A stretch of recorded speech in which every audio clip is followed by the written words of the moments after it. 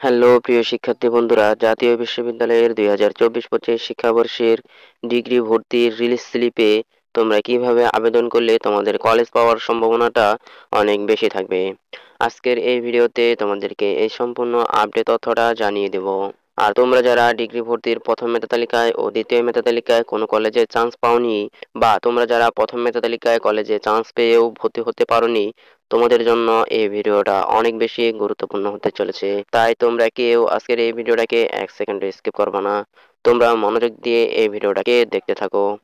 আর তোমরা যারা জাতীয় বিশ্ববিদ্যালয়ে ভর্তি সংক্রান্ত যে কোনো আপডেট পেতে চাও, তোমরা আমার এই চ্যানেলটিকে সাবস্ক্রাইব করে রাখো এবং নিচের বেল বাটনটি অন করে রাখো। তো চলো বন্ধুরা, বেশি কথা না বাড়িয়ে আজকের এই ইনফরমেটিভ ভিডিওটা শুরু করা যাক। তো বন্ধুরা, তোমরা যারা রিলিজ স্লিপে আবেদন করবা, তোমাদের রিলিজ স্লিপে আবেদন করার সময় তোমাদেরকে কিন্তু কয়েকটা বিষয় তোমাদেরকে মাথায় রাখতে হবে।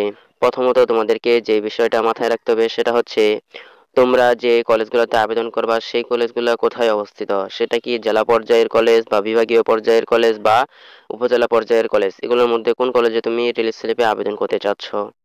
তুমি যদি বিভাগীয় পর্যায়ের সরকারি কলেজগুলোতে রিলিজ স্লিপে আবেদন করো, তাহলে কিন্তু তোমার একটা ভালো পরিমাণে পয়েন্ট প্রয়োজন হবে। যে পয়েন্ট দিয়ে তুমি রিলিজ স্লিপে আবেদন করলে তুমি কিন্তু বিভাগীয় পর্যায়ের কলেজ পাবা।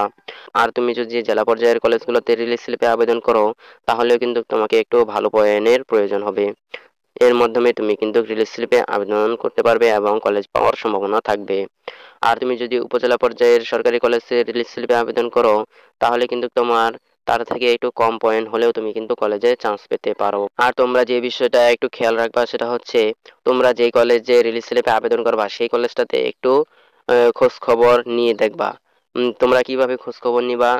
এই বছর যারা তোমাদের সাথে ডিগ্রিতে ভর্তির জন্য আবেদন করেছিল, আবেদন করার পর তারা কলেজ পেয়েছে, তাদের সাথে তোমরা একটু যোগাযোগ করে দেখবা যে সেই কলেজে সর্বনিম্ন কত পয়েন্টে ওই কলেজের শিক্ষার্থীরা চান্স পেয়েছে। এটা তোমরা একটু জেনে নেবা। জেনে নেওয়ার পর তোমরা সেই কলেজে আবেদন করবা। তাহলে হবে কি, তাহলে তোমার কলেজ পাওয়ার সম্ভাবনাটা অনেক বেশি হাই থাকবে। আর যদি দেখো সেই কলেজে 6.5 বা 6-এর উপরে পয়েন্ট দিয়ে শিক্ষার্থীরা চান্স পায়নি, তাহলে তুমি ওই কলেজে যদি রিলিজ স্লিপে আবেদন করো, তাহলে তোমার রিলিজ স্লিপে আবেদন করাটাই বৃথা হয়ে যাবে। তুমি কিন্তু রিলিজ স্লিপে কলেজ পাবা না, কারণ রিলিজ স্লিপে কিন্তু আসন সংখ্যা বা সিট সংখ্যা কিন্তু অনেক কম থাকে। তাই তোমরা আবেদন করার সময় একটু মাথা খাটিয়ে বুদ্ধি করে তোমরা কিন্তু আবেদন করবা। এর মধ্যে তোমাকে আরেকটা জিনিস যেটা খেয়াল রাখতে হবে সেটা হচ্ছে, তুমি যে সায়েন্স থেকে বা আর্টস থেকে রিলিজ স্লিপে আবেদন করবে, এটা হচ্ছে তুমি যদি সায়েন্স থেকে আর্টসে যদি রিলিজ স্লিপে আবেদন করো, তাহলে কিন্তু তোমার কলেজ পাওয়ার সম্ভাবনাটা একটু ভালো থাকবে। কারণ রিলিজ স্লিপে সায়েন্স থেকে আর্টসে যারা আবেদন করে তাদের একটু কম পয়েন্ট হলেও কিন্তু তারা চান্স পেয়ে যায়। বুঝতে পারছো? এই জিনিসটা তোমরা মাথায় রাখবে। আর তোমরা যদি মানবিক বিভাগ থেকে বা মানবিক বিভাগে যদি তোমরা আবেদন করো, তাহলে তোমাদের কিন্তু পয়েন্টটা একটু বেশি লাগবে। কারণ একই বিভাগের শিক্ষার্থীদের পয়েন্ট কিন্তু একটু বেশি লাগে।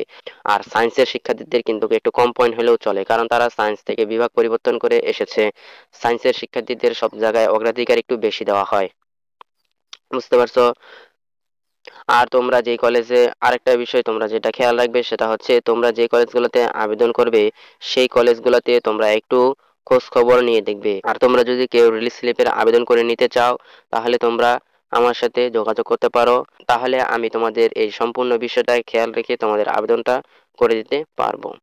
তো বন্ধুরা, এই ছিল আজকের এই ভিডিওটা তোমাদের কাছে কেমন লেগেছে? যদি ভিডিওটা ভালো লেগে থাকে তাহলে অবশ্যই ভিডিওতে একটা লাইক, একটা কমেন্ট এবং এই ভিডিওটা বেশি বেশি করে শেয়ার করে দিবে তোমার অপর বন্ধু বান্ধবের কাছে, যেন তারাও এই ভিডিওটা বেশি বেশি করে দেখতে পারে।